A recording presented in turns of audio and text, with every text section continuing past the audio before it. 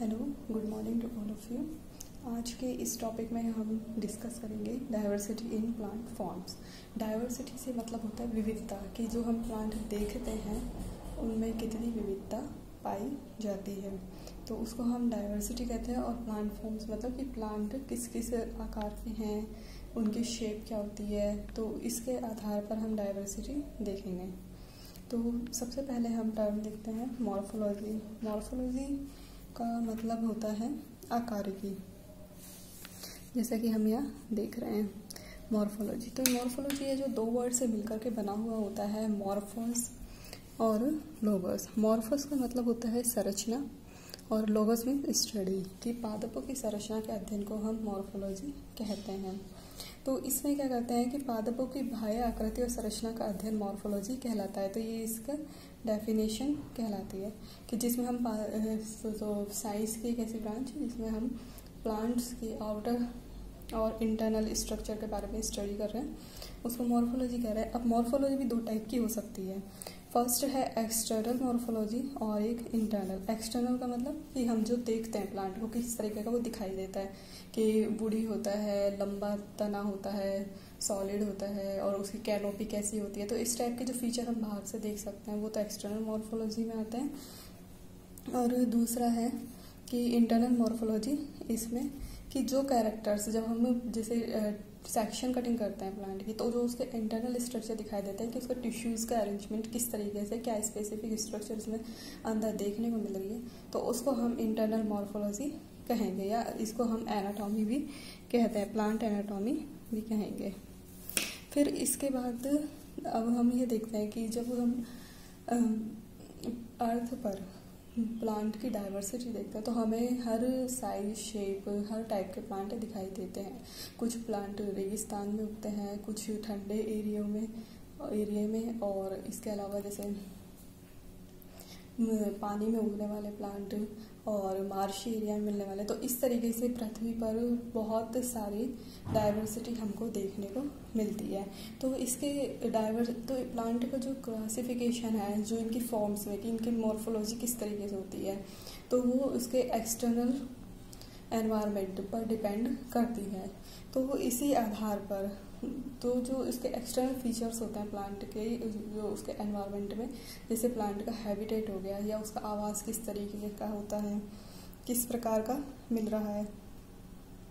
इसी तरीके से उसमें हम ये देख सकते हैं कि टेम्परेचर क्या है और वाटर की प्रेजेंस कितनी है सॉइल में, और इस टाइप के जो एक्सटर्नल जो फीचर्स होते हैं या एक्सटर्नल जो एनवायरमेंटल फैक्टर्स होते हैं, उसके आधार पर हम डाइवर्सिटी देखते हैं। तो सबसे पहले हम डाइवर्सिटी देखते हैं डाइवर्सिटी ड्यू टू हैबिटेट, मतलब आवास के आधार पर विविधता, कि पादप किस तरीके के आवास में ग्रो कर रहे हैं, उसके आधार पर हम विविधता देखेंगे। तो सबसे पहले वार्मिंग, इन्होंने आवास के आधार पर पादपों को निम्न भागों में वर्गीकृत किया। तो अब सबसे पहले हम देखते हैं डाइवर्सिटी ड्यू टू हैबिटेट, आवास के आधार पर विविधता। तो आवास के आधार पर विविधता, आवास क्या होता है कि प्लांट कैसे एनवायरनमेंट में ग्रो कर रहा है, वो उसका आवास होता है। तो सबसे पहले हम देखते हैं हाइड्रोफाइट्स। तो इसमें 3 भागों में बांट दिया, तो हाइड्रोफाइट्स, मीजोफाइट और जीरोफाइट। सबसे पहले हम देख रहे हैं हाइड्रोफाइट्स। हाइड्रोफाइट्स क्या होते हैं? जलोद्भिद पादप। तो ऐसे पादप जो कि पानी में ग्रो करते हैं, जैसे नदी में, तालाब में, पोंड में, ऐसी जगह पे वो ग्रो करते हैं, उनका आवास पानी वाली जगह होती है। तो ऐसे पादपों को हम हाइड्रोफाइट्स कहते हैं। तो इसका एग्जाम्पल है हाइड्रीला, निम्फिया और आइकॉर्निया, ये जलीय जातियाँ होती हैं। अब जो हाइड्रोफाइट्स होते हैं, इनको भी हम 3 कैटेगरी में डिवाइड कर देते हैं, कि क्या पादप पूरा पानी के अंदर डूबा हुआ है, या उसके ऊपर तैर रहा है, या पादप का कुछ हिस्सा पानी में, इस आधार पर। तो सबसे पहले देखते हैं हम सबमर्ज्ड हाइड्रोफाइट्स। सबमर्ज्ड हाइड्रोफाइट्स से मतलब है कि जो पादप होता है वो पूरा पानी में डूबा हुआ रहता है, उसको हम सबमर्ज्ड हाइड्रोफाइट कहते हैं। इसका एग्जाम्पल है हाइड्रीला, वेलिस्नेरिया। दूसरा है फ्लोटिंग हाइड्रोफाइट्स। इसमें क्या होता है, जो पादप का तना होता है वो तो पानी के अंदर होता है, और जो पत्तियां होती हैं वो पानी की सतह पर तैरती हुई रहती हैं। तो इसका एग्जाम्पल है आइकोर्निया एजोला। और तीसरा है एम्फीबियंस हाइड्रोफाइट्स। इसमें क्या होता है, कुछ पादप का भाग है जो वो थोड़ा बहुत तो पानी के अंदर रहता है, बाकी सारा वो वायु में रहता है। तो इसका एग्जाम्पल है मार्सिलिया।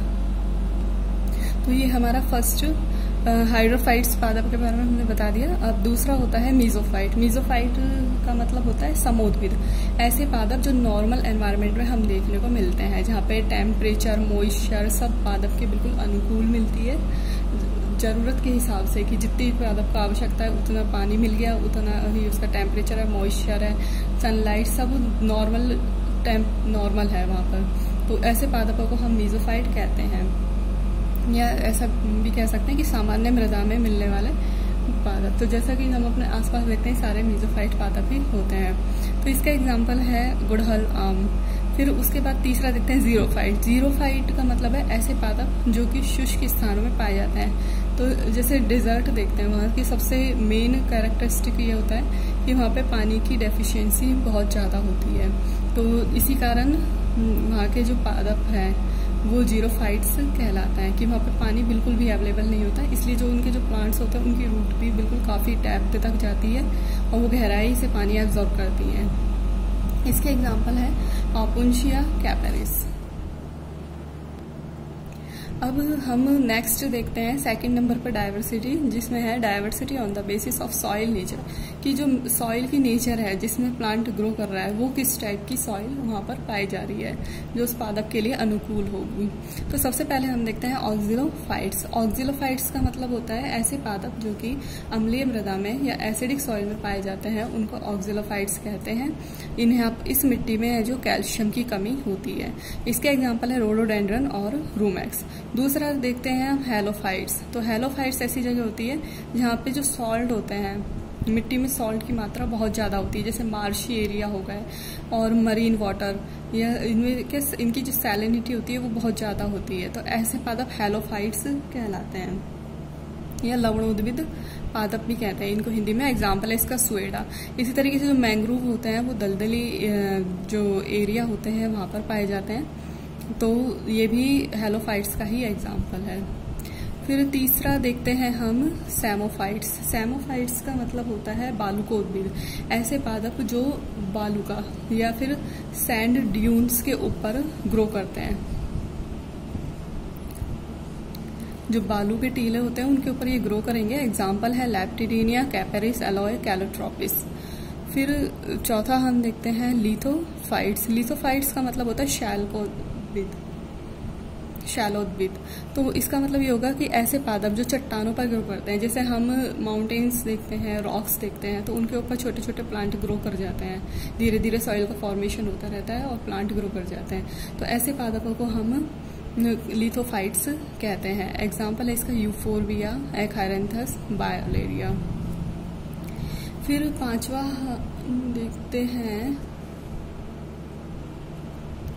पांचवा है साइक्रोफाइट्स। साइक्रोफाइट्स का मतलब होता है शीतोद्भिद। ऐसे पादप जो कि बहुत ही ठंडे इलाकों में पाए जाते हों, जैसे टुंड्रा रीजन में पाए जाने वाले, जहाँ टेम्परेचर भी बिल्कुल कोल्ड रहता है, माइनस में टेम्परेचर रहता है। इसके अलावा जो पहाड़ों की जो चोटियाँ होती हैं उनके ऊपर बर्फ जमी रहती है, तो ऐसी जगह पे जो पादप पाए जाते हैं उनको साइक्रोफाइट या शीतोद्भिद कहते हैं। और इसका एग्जाम्पल है सीडम, थैलिक्ट्रम, सैलिक्स। फिर छठा है एपीफाइट्स। एपीफाइट्स का मतलब होता है अधिपादप। कुछ प्लांट ऐसे होते हैं जो कि खुद जमीन में ग्रो नहीं करेंगे, और ये पादप होते हैं जो दूसरे पादप के ऊपर ग्रो करते हैं, और लेकिन क्या करते हैं, उस पादप के ऊपर ये पैरासाइट नहीं होंगे, खुद का न्यूट्रिशन ये खुद बनाएंगे। और इस तरीके से ये पादप जो एपीफाइट कहलाते हैं, जो दूसरे पादप पे ग्रो कर रहे हैं। तो इनको हम स्पेस पैरासाइट भी कहते हैं। और grow on other plant but not obtain food by other plant, मतलब दूसरे प्लांट के ऊपर ग्रो तो कर जाएंगे लेकिन उनके ऊपर पैरासाइट नहीं होते, ये खुद का फूड खुद सिंथेसिस करते हैं। इनमें क्या होता है, स्पेसिफिक टाइप की रूट्स पाई जाती हैं। इनकी रूट होती हैं जो इनकी हाइग्रोस्कोपिक होती है। हाइग्रोस्कोपिक का मतलब होता है आर्द्रता ग्राही, कि जो एनवायरनमेंट में जो एयर में जो मॉइस्चर होती है उसको ये एब्सॉर्ब करते हैं। तो इनकी रूट की जो कॉर्टेक्स होती है उसमें वेलामेन टिश्यू पाया जाता है। ये जो एलामेंट टिश्यू होता है ये एयर से मॉइस्चर को एब्जॉर्ब कर लेता है और कार्बन डाइऑक्साइड एयर में होती है और सनलाइट की प्रेजेंस में ये इस तरीके से फूड बनाते हैं। तो ये दूसरे के ऊपर पैरासाइट नहीं है, लेकिन इनका नाम फिर भी स्पेस पैरासाइट रखा गया है। एग्जाम्पल है इसका ऑर्किड, वेंडा। फिर 7वां हम देखते हैं पैरासाइट। पैरासाइट या परजीवी। परजीवी वो होते हैं कि एक जीव जब दूसरे जीव से न्यूट्रिशन ले रहा है तो ऐसे जीव को हम पैरासाइट कहते हैं। तो इसमें क्या होगा, न्यूट्रिशन के लिए वो दूसरे प्लांट के ऊपर डिपेंड करता है। तो एग्जाम्पल है इसका कस्कुटा ओरोबैंकी रैफ्लेशिया, जिसे अमरबेल भी कहते हैं। फिर 8वां है सैप्रोफाइट। सैप्रोफाइट से मतलब है कि ये फूड जो डेड ऑर्गेनिक मटेरियल होता है उससे ये ऑब्टेन करते हैं। सैप्रोफाइट मतलब मृतोपजीवी, की ऐसे पादप जो मरे हुए जीव होते हैं या फिर जो मृत पादप होते हैं वो सड़ने गलने लगते हैं, तो जिसके कारण उनका जो ऑर्गेनिक मटेरियल होता है उसको ये यूटिलाइज करते हैं। तो ये इसका एग्जांपल है मोनोट्रोपा। इसी तरीके से 9वां आता है इंसेक्टिवोरस प्लांट या कीटाहारी पादप।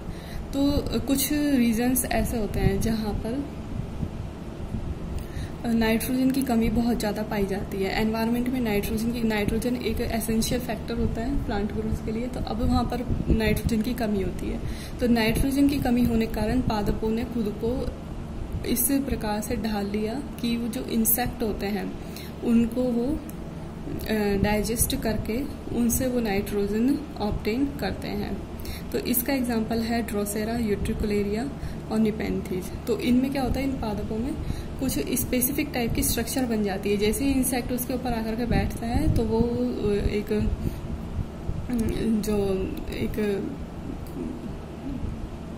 जैसे ही इंसेक्ट उसके ऊपर आकर के बैठता है तो वो उसे कैच कर लेते हैं और फिर उसको डाइजेस्ट कर देते हैं। जो इंसेक्ट के अमीनो एसिड होते हैं उनका ब्रेकडाउन हो जाता है और वो नाइट्रोजन ऑब्टेन कर लेते हैं।